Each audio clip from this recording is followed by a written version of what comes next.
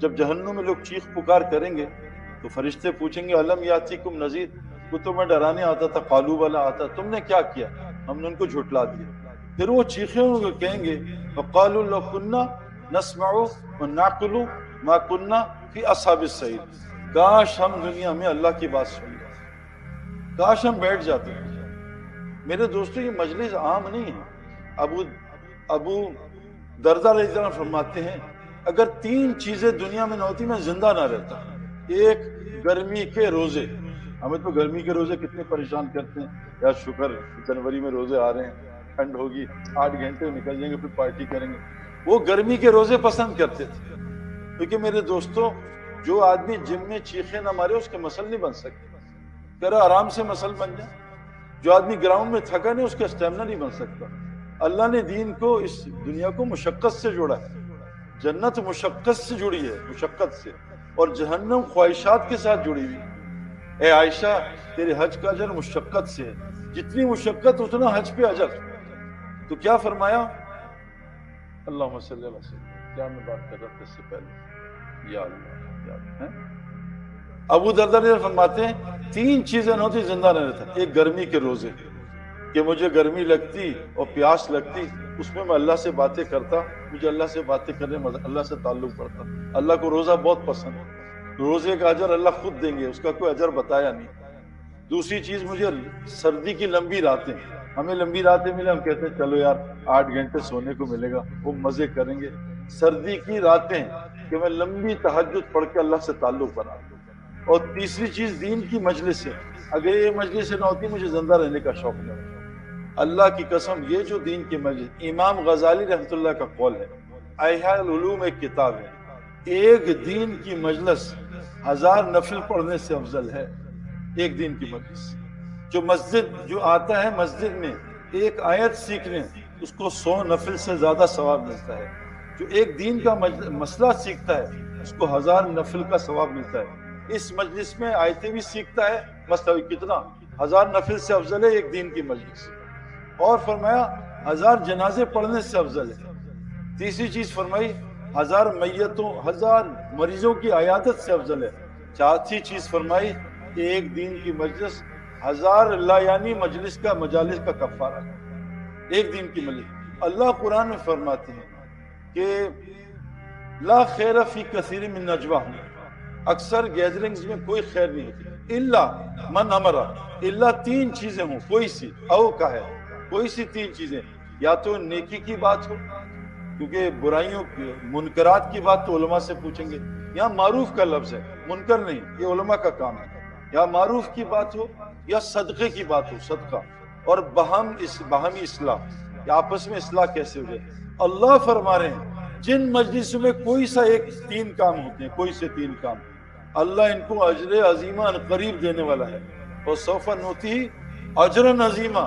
اجر عظیمہ کا مطلب ہے جنت کا اعلیٰ درجہ، اس سے جنت کا اعلیٰ درجہ ملے گا۔ حدیث میں آتا ہے ایک فرشتے آتے ہیں اور ایک مجلسوں کو تلاش کرتے ہیں، دیکھتے ہیں مجلس بیٹھی ہے اور وہاں اللہ کا ذکر ہو رہا ہے، تو جا کے اللہ کو بتاتے ہیں، اللہ کو سب پتہ ہے۔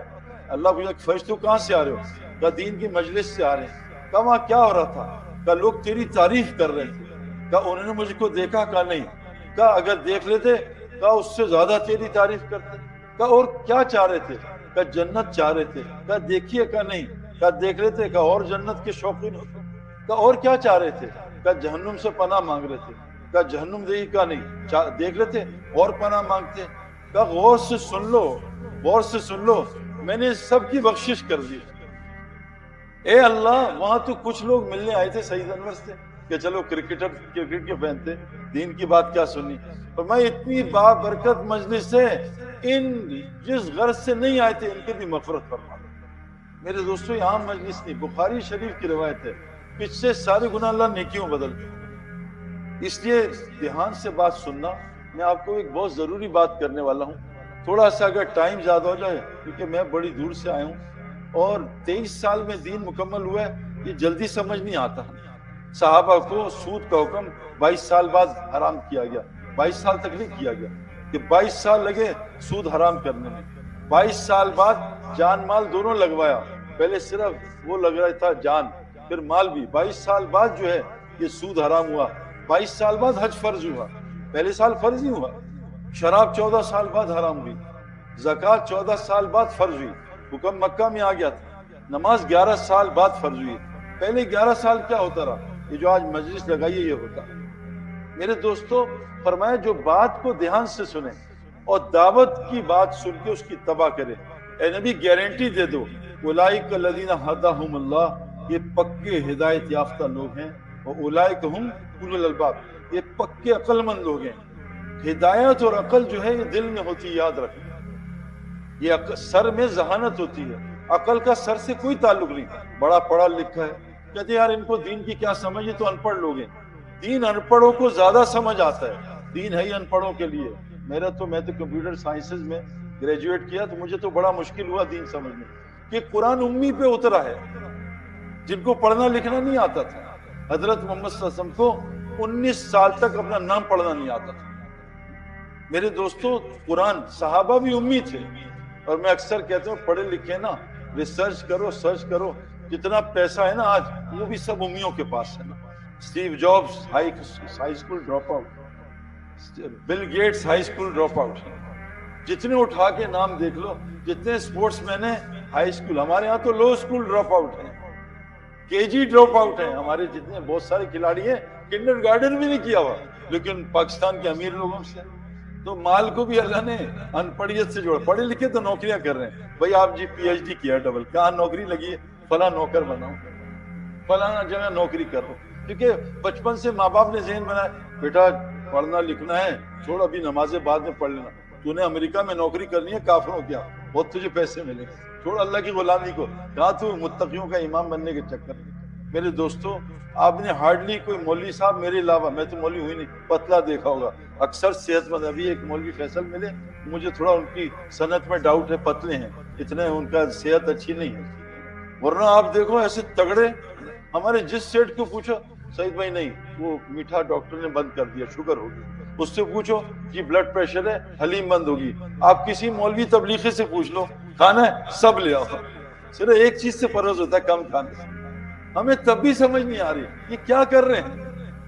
میرے دوستو اللہ تبارک تعالیٰ نے یہ جو دل ہے نا، اس کو ہدایت، اس کو عقل ملے گی۔ اللہ قرآن میں کہہ رہے ہیں دین کی مجلس ہو، میں نے 3 سال صبح شام 2 دفعہ سنتا تھا۔